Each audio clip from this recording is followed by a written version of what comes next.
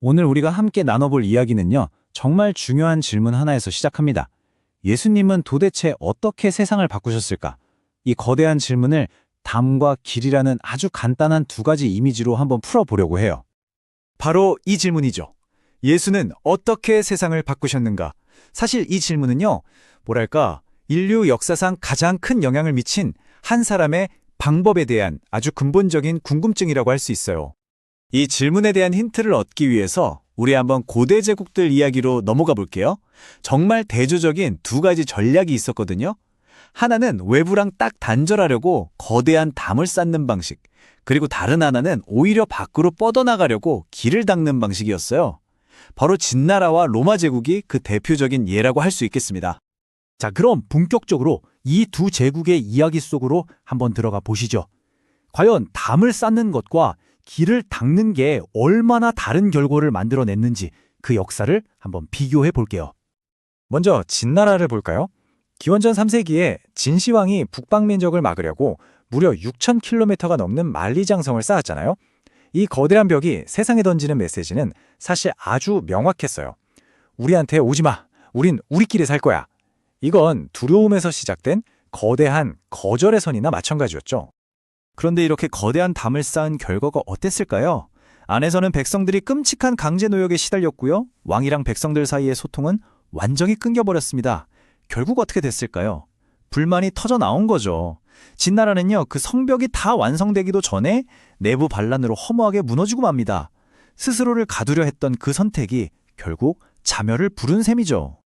자, 그런데요, 비슷한 시기에 로마는 완전히 다른 선택을 합니다. 로마 사람들은 성벽 뒤에 숨는 걸 오히려 부끄럽게 여겼대요. 그래서 대신 뭘 했냐? 유럽 전역으로 뻗어나가는 길을 닦기 시작합니다. 이 길에는 이런 메시지가 담겨 있었던 거죠.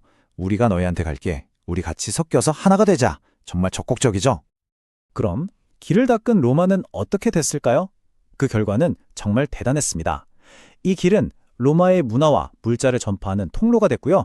심지어 어제의 적을 오늘의 로마 시민으로 만드는 화해의 길이 되기도 했어요. 결국 로마는 고립이 아니라 연결을 선택함으로써 그 거대한 제국을 세울 수 있었던 겁니다. 자, 이제 이 역사적인 비유를 가장 완벽하게 보여주는 한 분에게로 초점을 옮겨보겠습니다. 바로 예수님의 사역인데요. 예수님이야말로 세상의 모든 경계를 허물고 새로운 길을 내신 그야말로 궁극의 길 닦는 분이 아니었을까 싶어요. 성경을 보면 예수님의 핵심 사역을 딱 세 가지 동사로 요약하고 있어요.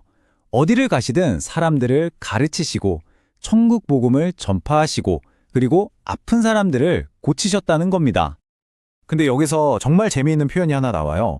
예수님이 그냥 갈릴리를 다니신 게 아니라 온 갈릴리를 다니셨다고 하거든요. 이 온으로 번역된 그리스어가 바로 홀로스라는 단어예요. 이게 그냥 전체라는 뜻이 아니고요.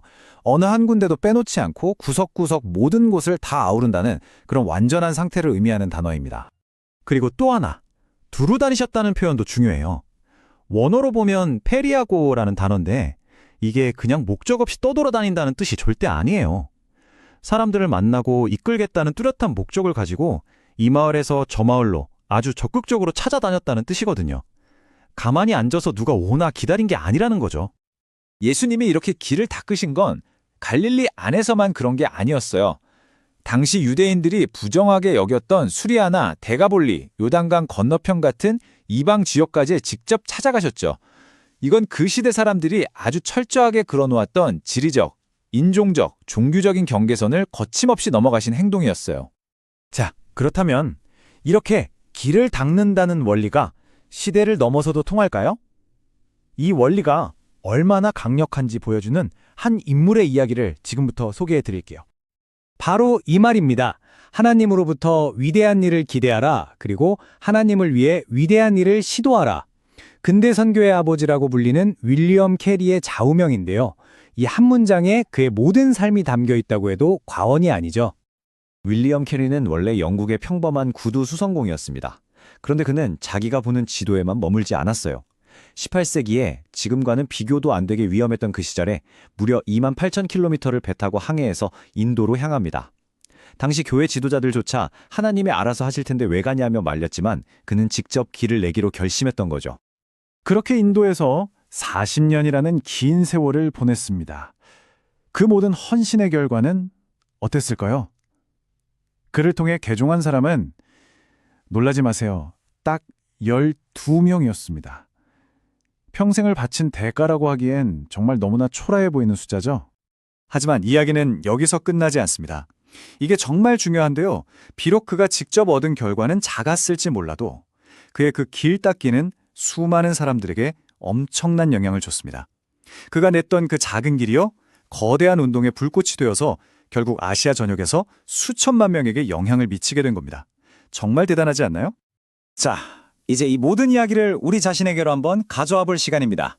이 담과 길이라는 비유가 결국 우리 각자의 삶을 돌아보게 만들거든요.